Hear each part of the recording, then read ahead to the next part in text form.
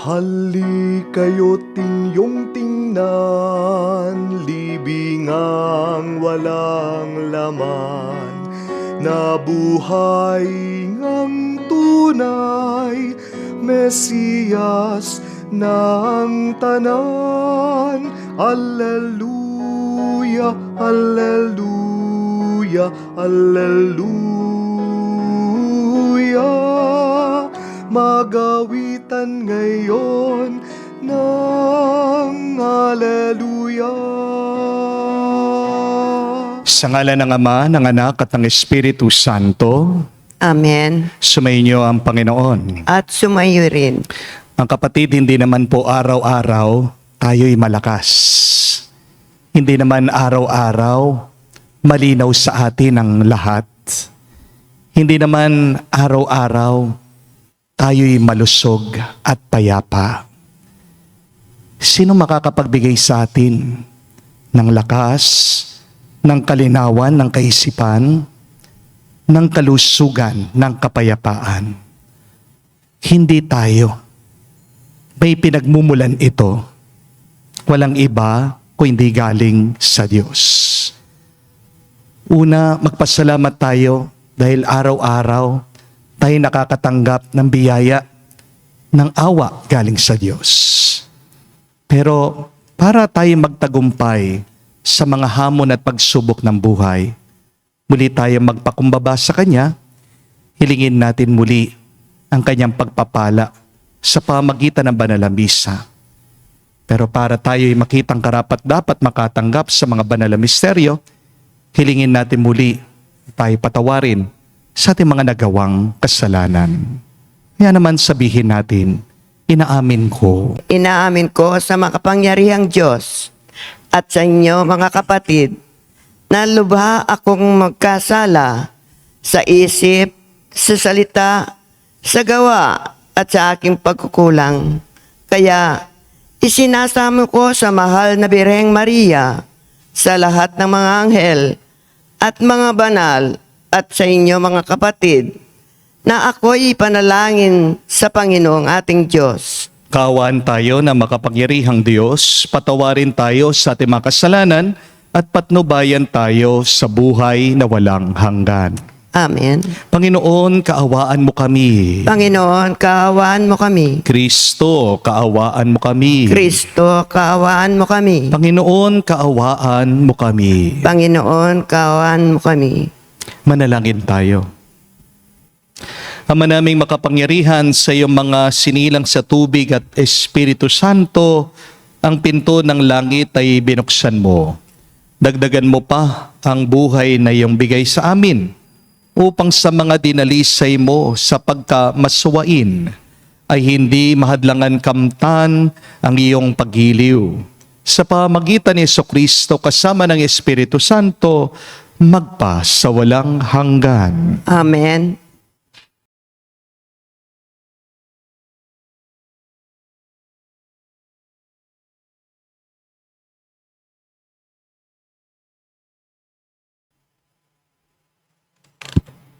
Pagbasa mula sa mga gawa ng mga apostol. Noong mga araw na iyon, sinabi ni Esteban sa mga tao, sa matatanda at sa mga eskriba, napakatigas ng ulo ninyo. Di pa nagbabago ang inyong kalooban. Ayaw ninyong dinggin ng katotohanan kung ano ang ginawa ng inyong mga magulang. Yun din ang ginawa ninyo. Lumalaban kayong lagi sa Espiritu Santo. Sinong propeta ang hindi pinag-usig ng inyong mga ninuno? Pinatay nila ang mga humula sa pagparito ng matuwid na inyo namang ipinagkanulo at ipinapatay. Tumanggap kayo ng kautusang ibinigay ng Diyos sa pamamagitan ng mga anghel. Ngunit, hindi ninyo tinatalima iyon. Nang marinig ito ng mga bumubuo ng Sanhedrin, sila'y nagngalit dahil sa matinding galit kay Esteban. Ngunit Si Esteban na puspos ng Espiritu Santo ay tumingin sa langit at nakita ang maningning na liwanag sa paligid ng Diyos at si Jesus na nasa kanyang kanan. Bukas ang kalangitan, sabi niya, at nakikita ko ang anak ng tao na nasa kanan ng Diyos. Tinakpan nila ang kanilang tainga at nagsigawan. Pagkatapos, sabay-sabay silang dumaluhong sa kanya. Kinaladkad nila si Esteban hanggang sa labas ng lungsod upang batuhin. Hinubad ng mga saksi ang kanilang mga kasuotan at iniwan sa isang binatang nagngangalang Saulo. At pinagbabato nila si Esteban na nananalangin naman ng ganito, Panginoong Yesus, tanggapin mo ang aking espiritu. Lumuhod si Esteban at sumigaw ng malakas, Panginoon, huwag mo na po silang panagutin sa kasalanang ito. At pagkasabi nito, siya'y namatay. Kasang-ayon si Saulo sa pagkapatay kay Esteban. Ang salita ng Diyos. Salamat sa Diyos. Poon sa mga kamay mo, habilin ko ang buhay ko. Puon sa mga kamay mo, habilin ko ang buhay ko. Tanging kublihan ko, ako ay ingatan. Tagapagtanggol ko at aking kaligtasan. Tagapagtanggol ko at aking kanlungan. Ayon sa sabi mo, ako'y patnubayan. Puon sa mga kamay mo, habilin ko ang buhay ko. Sa mga kamay mo, habilin ko'y buhay ko. Tagapagligtas kong tapat at totoo. Ikaw poon aking pinananaligan. Magbubunyi ako magsasayang tunay sa iyong pag-ibig na walang katapusan. Puon sa mga kamay mo, habilin ko ang buhay ko. Itong iyong lingkod sana ay lingapin. Ingatan mo ako at iyong pagpalain. Iligtas mo ako at iyong sagipin. Tanda ng pag-ibig na di magmamaliw.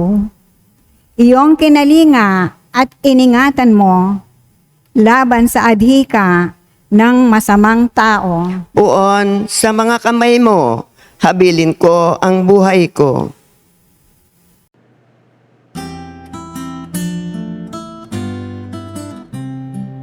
Alleluia, alleluia, alleluia, alleluia, alleluia, alleluia, alleluia,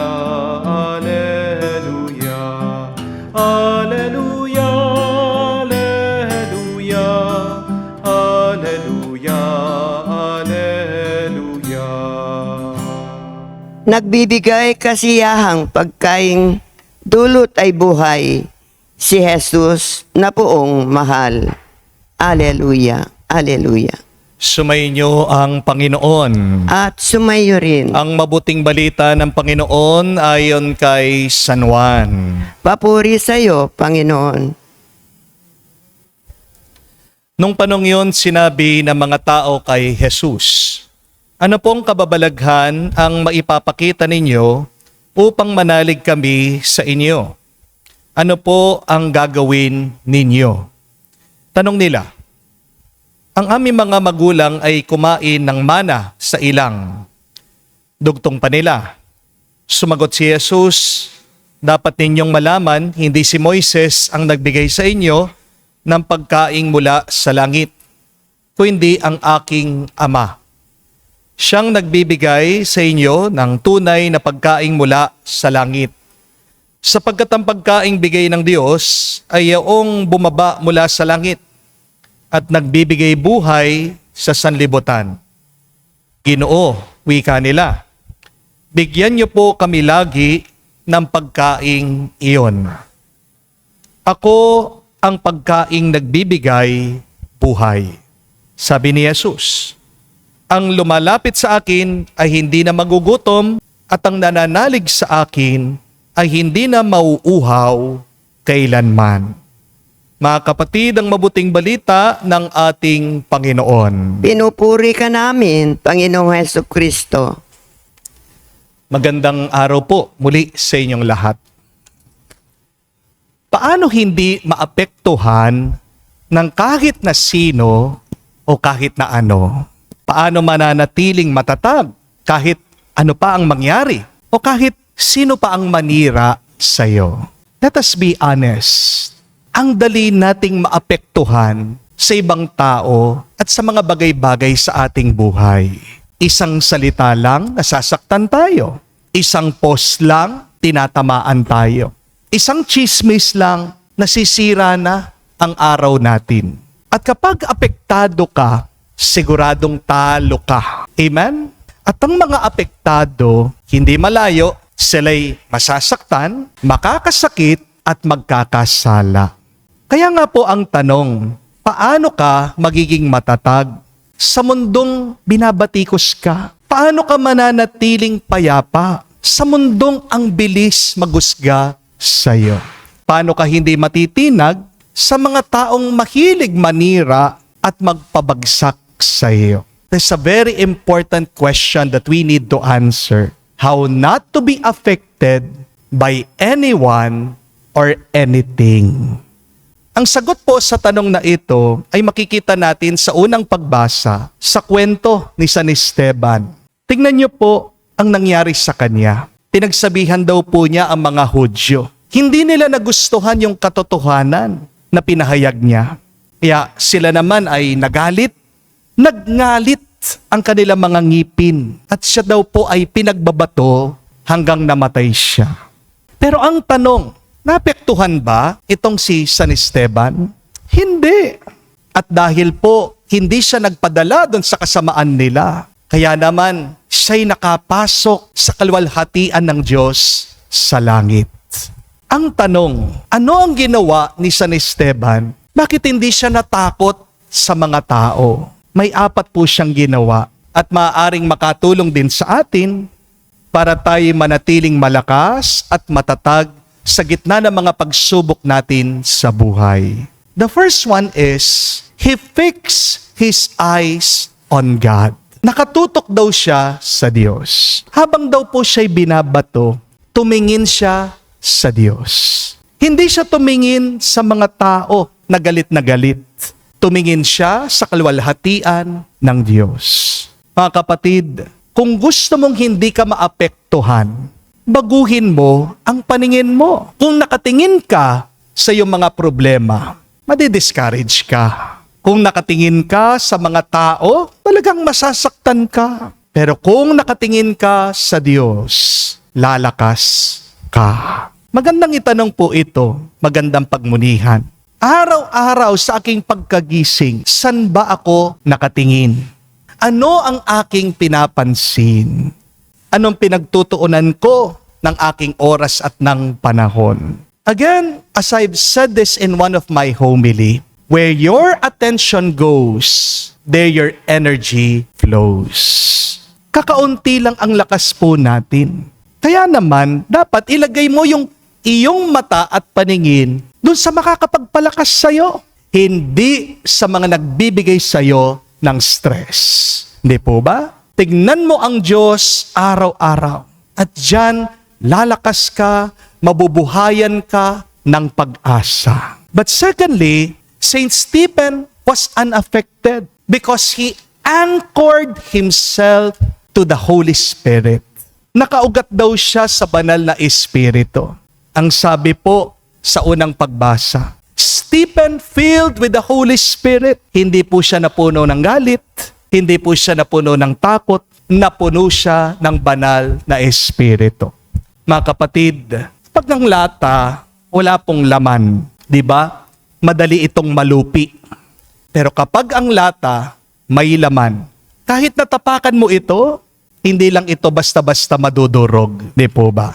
Ganon din sa atin. Kapag walang laman ang iyong puso, ang iyong loob, madali kang masaktan, madali kang maapektuhan, madali kang bumigay. Pero kapag ang Diyos, ang nasa loob mo, nasa puso mo, kahit na anong batikos, kahit na anong paninira, kahit na anong panloloko nila sa'yo, hindi ka matitinag. Amen? Mga kapatid, hindi mo control ang lahat sa iyong buhay. Hindi mo control kung anong gagawin ng ibang tao sa iyo. Pero meron kang control kung paano tutugon, sasagot ang puso mo. Maganda rin pong pagmunihan at itanong, ano ngayon ang laman ng aking puso? Galit ba? Inis ba? Self-pity? Pagdududa? O lungkot?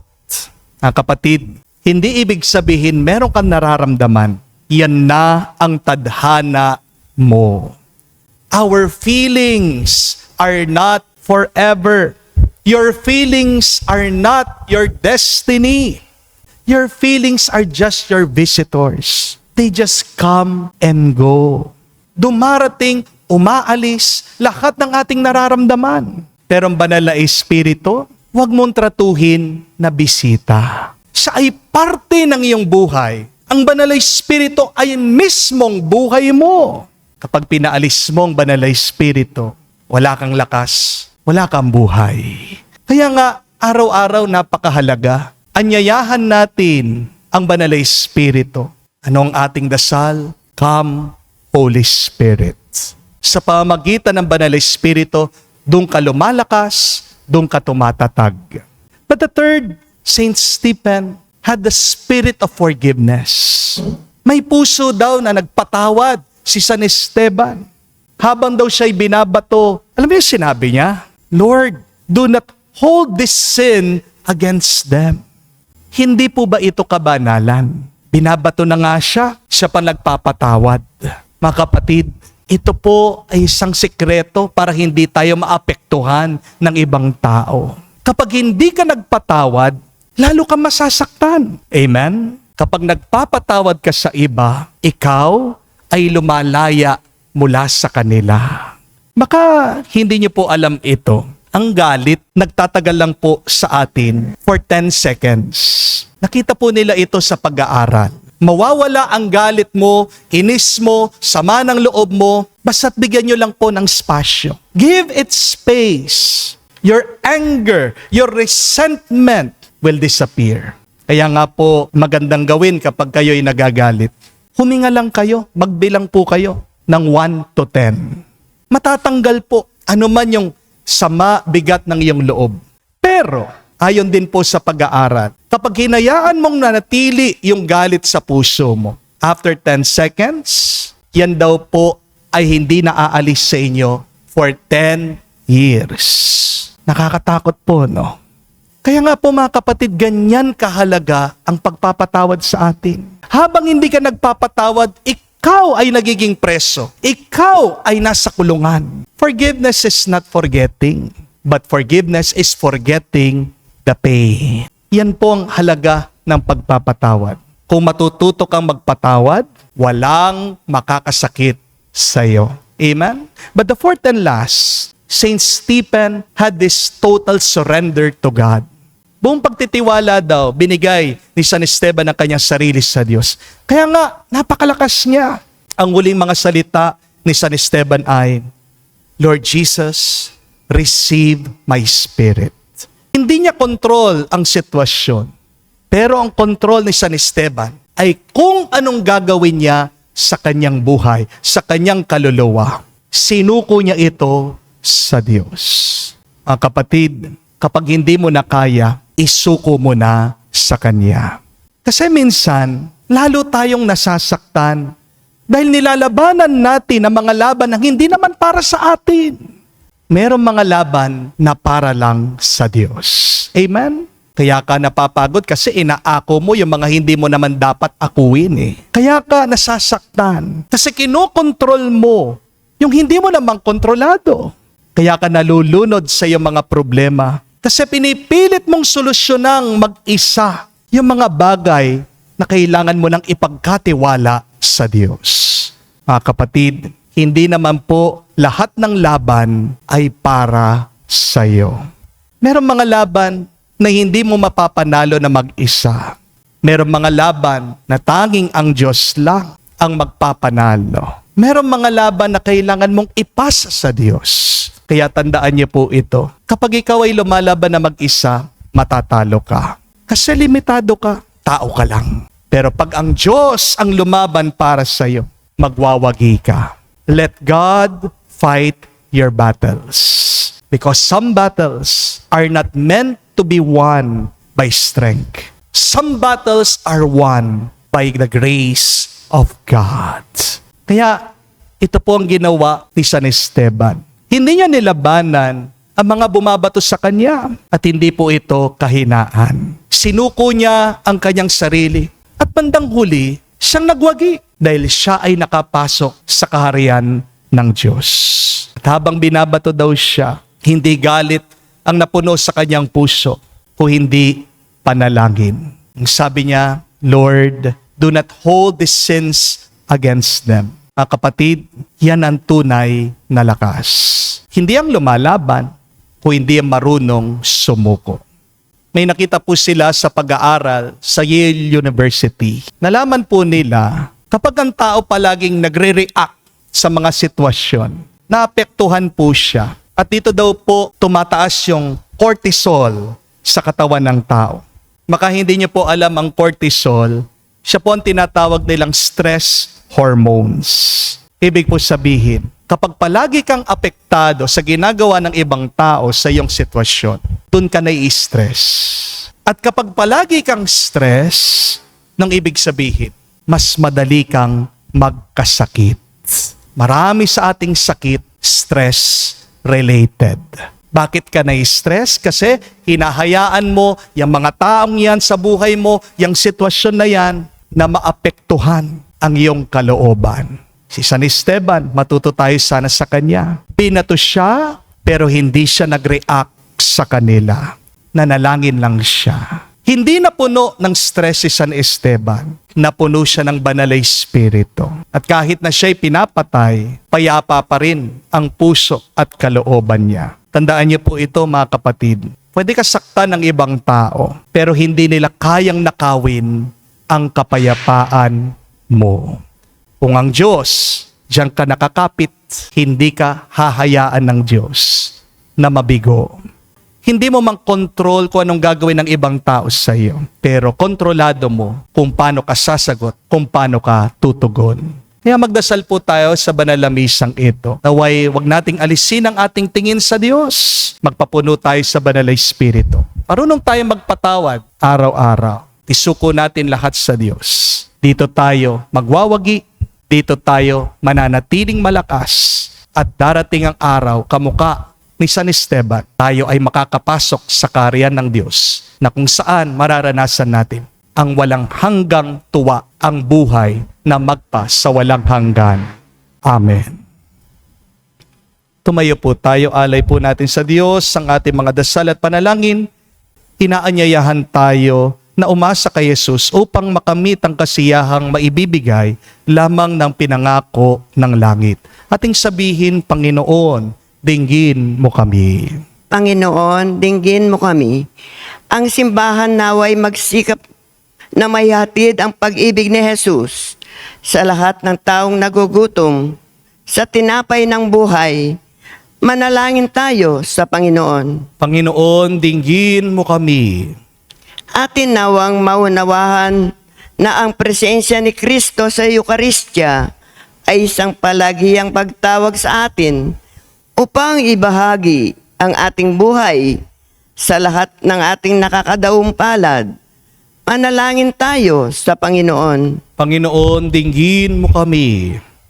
Ang mga nagtitiis ng gutom at pagkahuhaw, naway matugunan ni Jesus na siyang ating tinapay. Manalangin tayo sa Panginoon. Panginoon, dinggin mo kami. Sa katahimikan po ng ating puso, sabihin natin sa Diyos ngayon ang ating mga personal na pangangailangan. Ama naming nasa langit, sinugo mo mula sa langit ang iyong anak upang maging pagkain ng aming kaluluwa at akayin kami patungo sa iyo.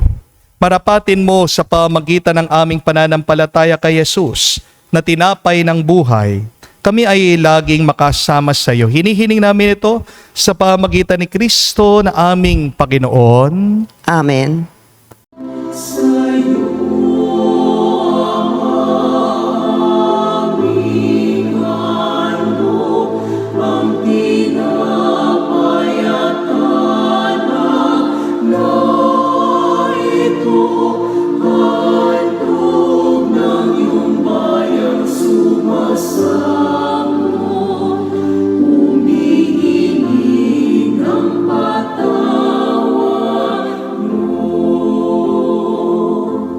Sa gitna ng kahirapan, ang nadama ko ay alib. Pagkat buhay ang natamo sa pagako mo sa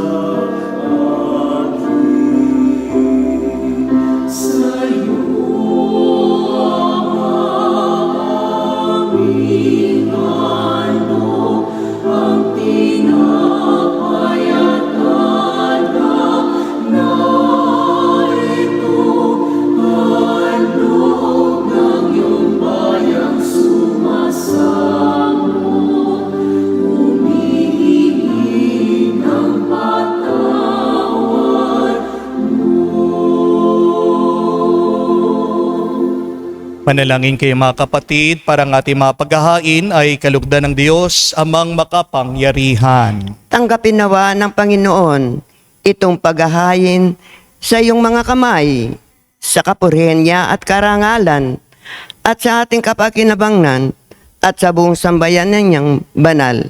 Ama naming lumikha, tanggapin mo ang mga alay ng iyong sambayanang natutuwa, ang pagkabuhay ng iyong anak, na niloob mo sa aming katuwa ngayon, ay papagbaguhin mo ng galak na manatili sa amin habang panahon. Sa pamagitan niya kasama ng Espiritu Santo, magpa sa walang hanggan. Amen. Sumainyo ang Panginoon. At sumayo rin. Itaas sa Diyos sa inyong mga puso at diwa. Itinaas na namin sa Panginoon. Pasalamatan natin ang Panginoong ating Diyos. Marapat na siya ay pasalamatan. Ama naming makapangyarihan, tunay nga marapat ikaw ang aming pasalamatan. Ngayon pinagdiriwang ang paghahain ng Mesiyas, ang among tupa na tumutubos sa aming lahat. Naghahaing walang humpay ang anak mong minamahal upang magkasalo-salo ang tanan sa piging ng iyong buhay. Hindi na mamamatay ang inihain sa krus.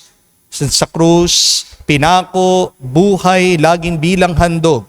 Kaya kaisa na mga anghel nagsisiawit ng papuri sa iyo.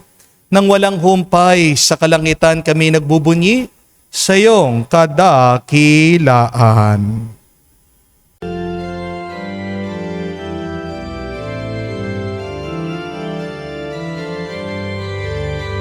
Santo, Santo, Santo, Panginoong Diyos ng mga hukbo, napupuno ang langit at lupa ng kadakilan mo. Hosana, Hosana, sa kainasan, pinagpalang na paririto sa ngalan ng Panginoon. Hosana, Hosana, sa kainasan.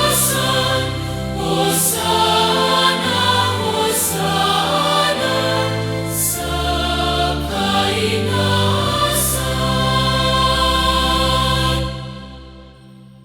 Ama naming banal, ikaw ang bukalan tanang kabanalan. Kaya't sa pamagitan ng iyong Espiritu, gawin mong banal ang mga kaloob na ito, upang para sa amin maging katawan at dugo ng aming Panginoong Heso Kristo. Bago niya pinagtiis ang kusang loob na maging handog, hinawakan niyang tinapay, pinasalamatan kanya. Pinaghati-hati niya iyon. Inabot sa kanyang malagad at sinabi, "Tanggapin ninyong lahat ito at kanin. Itong aking katawan na ihahandog para sa inyo."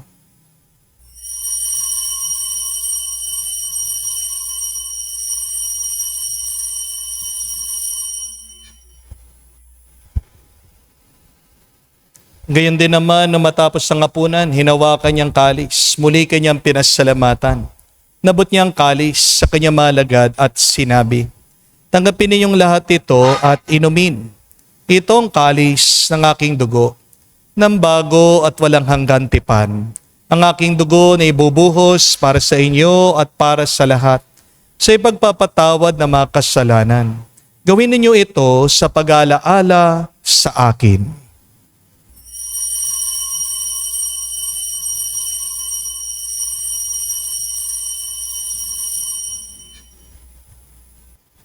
Ang misteryo ng pananampalataya. Aming ipinahayag na namatay ang iyong anak, nabuhay bilang Mesiyas at magbabalik sa wakas para mahayag sa lahat.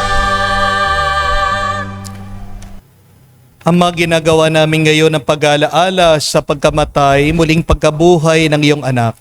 Kaya tinialay namin sa iyo, tinapay, nagbibigay buhay, ang kalis sa nagkakaloob ng kaligtasan. Kami nagpapasalamat dahil kami yung minarapat na tumayo sa harap mo para maglingkod sa iyo. Sinasamo namin kami magsalo-salo sa katawan at dugo ni Kristo ay mabuklod sa pagkakaisa sa pamagitan ng Espiritu Santo. Amalingapin mong iyong simbahan, laganap sa buong daigdig. Puspusin mo kami sa pag-ibig. Kay San Leon ang aming Santo Papa, si Florentino aming Arsobispo, at ng Tanang Kaparian. Alalahanin mo rin ang aming mga kapatid na nahimlay may pag-asang sila'y muling mabubuhay. Gayon din naman lahat ng mga pumanaw. Kawan mo't sila at patuloyin sa iyong kaliwanagan. Kawan mo't pagindapatin kaming lahat, makasalo sa iyong buhay na walang wakas. Kaisa na mahal na Birhen Maria, Ina ng Diyos, kaisa ni San Jose ang kanyang maluwalhating esposo, kaisa ng mga apostol, lahat ng mga banal, na namuhay dito sa daigdig na kalugod-lugod sa iyo. May pagdiwang nawa namin ang pagpupuri sa ikararangal mo, sa pamagitan ng iyong anak aming Panginoong Heso Kristo. Sa pamamagitan ni Kristo, kasama niya at sa Kanya, ang lahat ng parangal at papuri ay sa iyo, Diyos Ama, makapangyarihan, kasama ng Espiritu Santo, magpasawalang hanggan. Amen. Amen. Amen.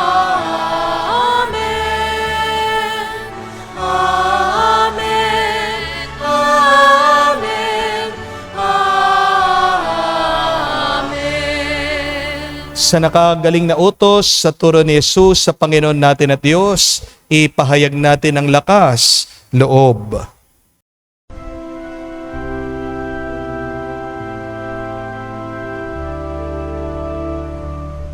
Ama namin, sumasalangit ka, sambahin ang ngalan mo, mapasa amin ang kaharian mo, sundin ang loob mo dito sa lupa para lang sa langit. Bigyan mo kami ngayon ng aming kakanin sa araw-araw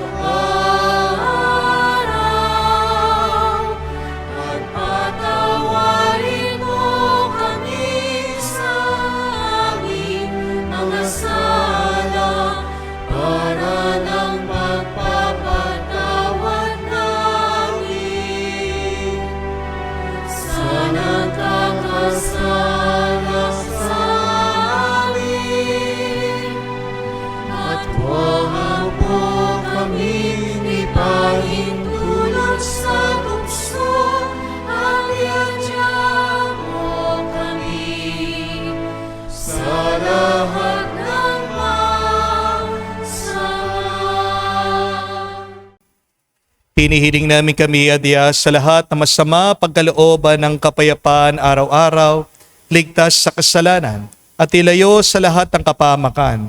Samantalang aming pinanambikan ang dakilang araw ng pagpapahayag ng tagapagligtas naming si Hesu Kristo. Sapagkat iyo ang kaharian at ang kapangyarihan at ang kapurihan magpakailanman. Amen. Panginoong Hesu Kristo, sinabi mo sa mga apostol, kapayapaan ang iniiwan ko sa inyo, ang aking kapayapaan binibigay ko sa inyo.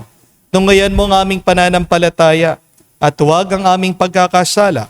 Pagkalooban mo kami ng kapayapaan at pagkakaisa ayon sa iyong kalooban, kasama ng Espiritu Santo, magpa sa walang hanggan. Amen. Kapayapaan ng Panginoon ay laging sumainyo. At sumayo rin. Magbigayan po tayo ng kapayapaan sa bawat isa. Peace with you po. Kapayapaan po sa inyong lahat.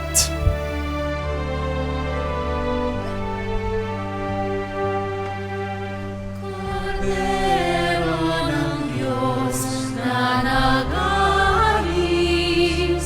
ng mga kasalanan ng sanlibutan, maawa ka sa amin. Maawa ka sa amin. Kordero ng Diyos na nag-aalis ng mga kasalanan ng sanlibutan, maawa ka sa amin. Maawa ka sa amin. Kordero ng Diyos na nag-aalis ng mga kasalanan ng sanlibutan, ipagkaloob mo sa amin ang kapayapaan. Mga kapatid, naririto ang ating Panginoong Jesucristo, ang Kordero ng Diyos. Siya nag-aalis sa mga kasalanan ng sanlibutan. Mapalad tayong lumalapit sa piging ng Kordero. Panginoon, hindi ako karapat-dapat patuloy sa iyo, ngunit sa isang salita mo lamang ay gagaling na ako.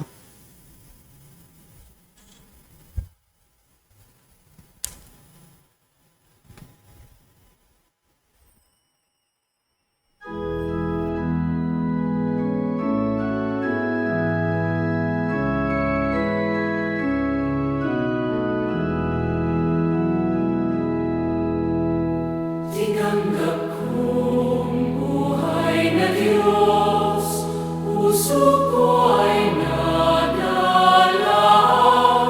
Tinanggap kong buhay na Diyos, puso ko ay natuwa. Tinapay siya ng buhay, hinati at binigay, para magbigay buhay, huwag mangamba kailanman. Tinanggap kong buhay na Diyos, puso ko ay naganak. Tinanggap kong buhay na Diyos, puso ko ay natuwa. Siya'y daan ng buhay, minahal ka ng Ama, umuwi ka sa Kanya, makaisa sa tinig niya. Tinanggap kong buhay na Diyos, puso ko ay nagalak. Tinanggap kong buhay na Diyos,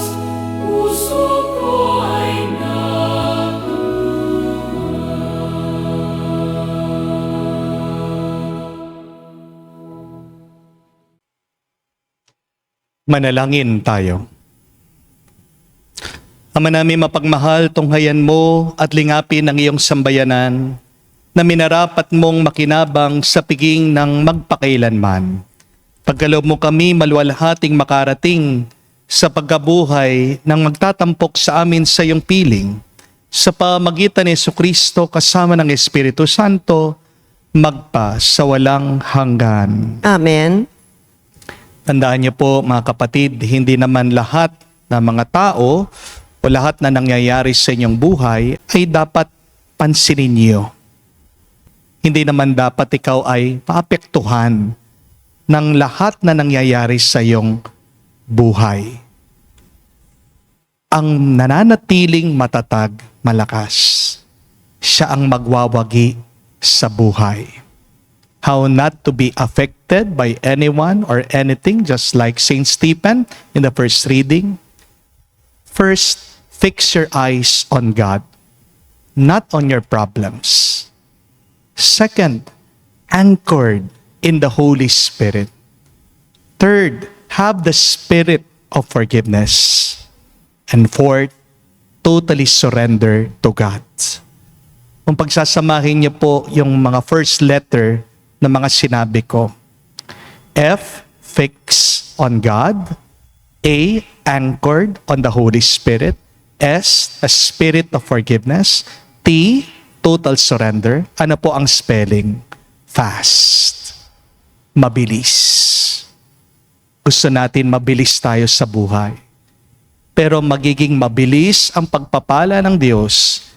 Magiging mabilis ang karanasan mo ng biyaya ng Panginoon kung gagawin mo ang apat na ito. Kaya nga po, kapatid, itong ating hilingin sa araw na ito.